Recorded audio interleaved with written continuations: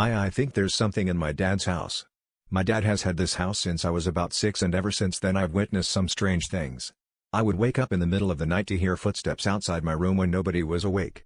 I have only 3 occasions where something extremely strange has happened. The first time wasn't that scary.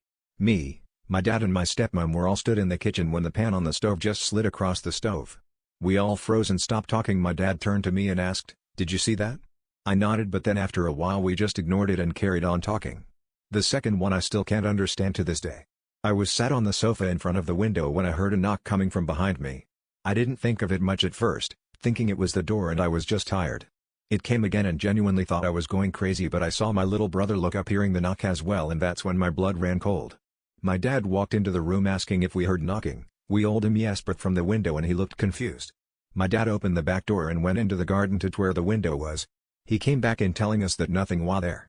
The thing is that window is too high up to be reached. Not even my dad, who is almost 6 feet, can't reach it. We never found out what that sound was. The third not many people know about, but one night I was in bed and just before I went to sleep I felt a hand rub my back and someone whisper, "Good night." I turned to see a figure walking out of my room who looked like my dad, so I didn't question it and went to sleep. The next morning I saw my dad and asked him if he had went in my room at night, and what he said scares me to this day. "I was at work all night. What ain't you talking about?"